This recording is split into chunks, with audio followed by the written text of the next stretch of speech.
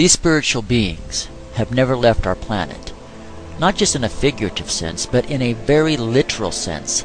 They have been ruling this planet through very specific bloodlines, who long ago swore allegiance to these beings in exchange for wealth and power over the human race.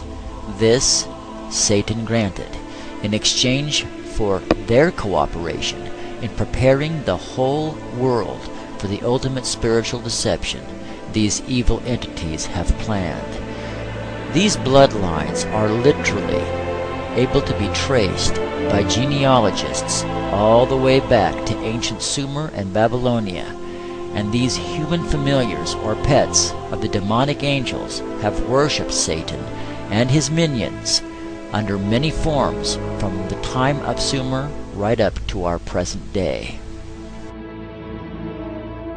Most religions now are buying oaths for a dead horse. We feel that all religions are coming around to Satanism. We're in the very throes of a new satanic age. The evidence is all around us. All we have to do is look. Many things in this journey through the last 13 years have blown my mind, and is more to come. But grasping the fact that people were involved in human sacrifice ceremonies and stuff back in the ancient world, okay, get my head around that. The fact even that some really kind of imbalanced people could be doing it today, yep, get my head around that.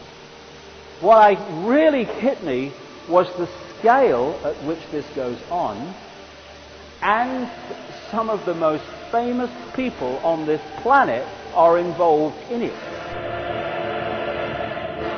Those who came down from above were often simply the bird people or the bird gods.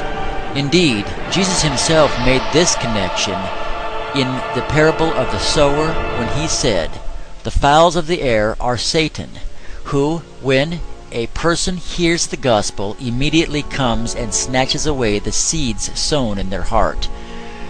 Birds are therefore very symbolic of these fallen wicked spirits, and to a lesser extent they have also been symbolically represented by the goat, serpent, dragon, and bull throughout much of human history.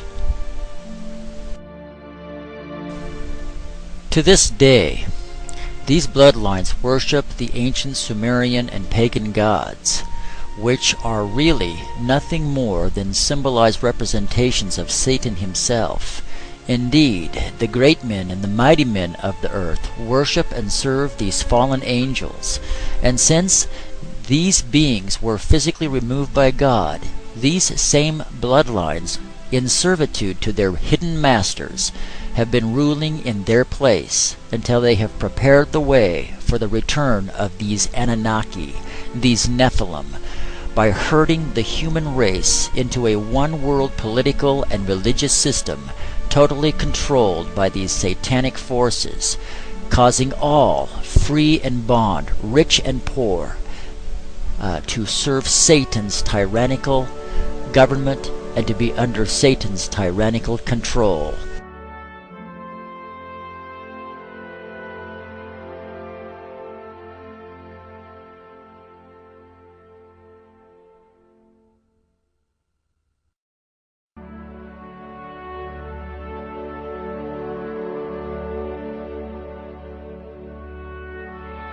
Bohemians and priests, the desperate call of heavy hearts is answered by the power of your fellowship. Dull care is slain.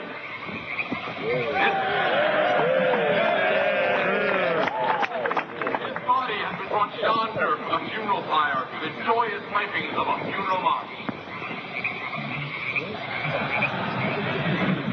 Our funeral pyre awaits.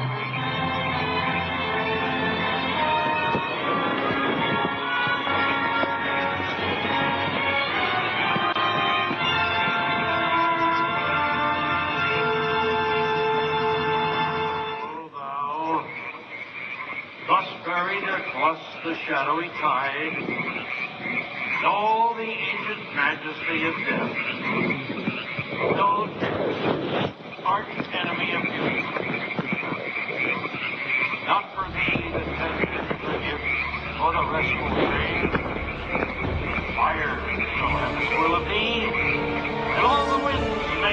fiery with white dust. Bring fire!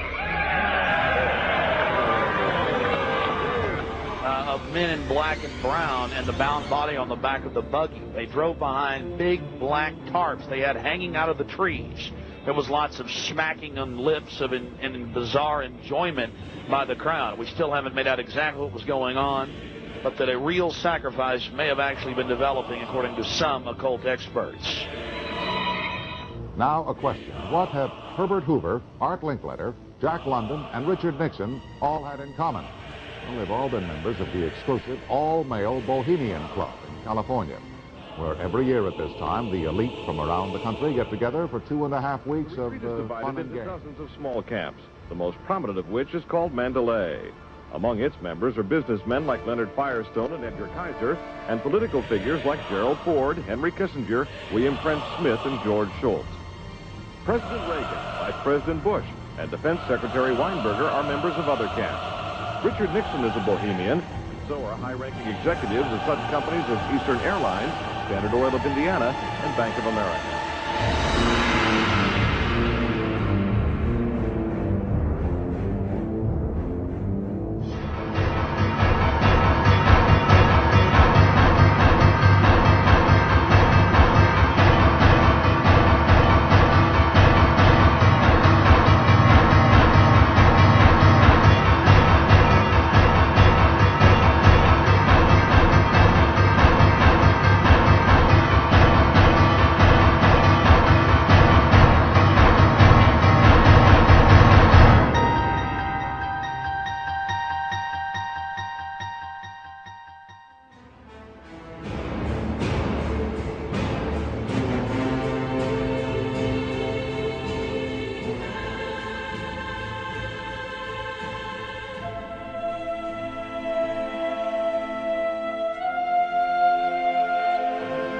We have before us the opportunity to forge for ourselves and for future generations a new world order, a world where the rule of law, not the law of the jungle, governs the conduct of nations.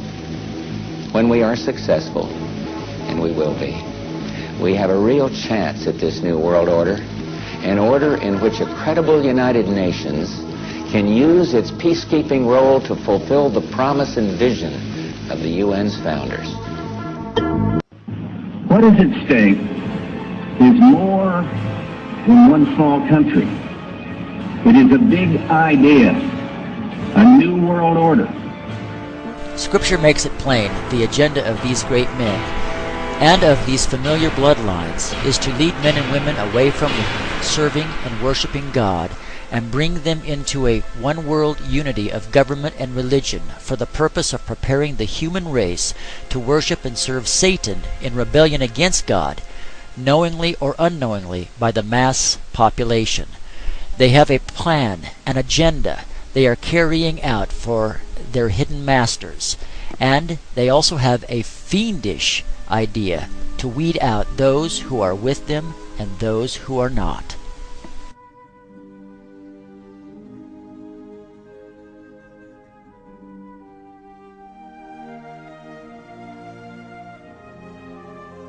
Finally from us this evening, technology on the cutting edge. We were interested today to hear that more than 100 law enforcement officials in Mexico are having microchips implanted in their arms. The chips allow a person to be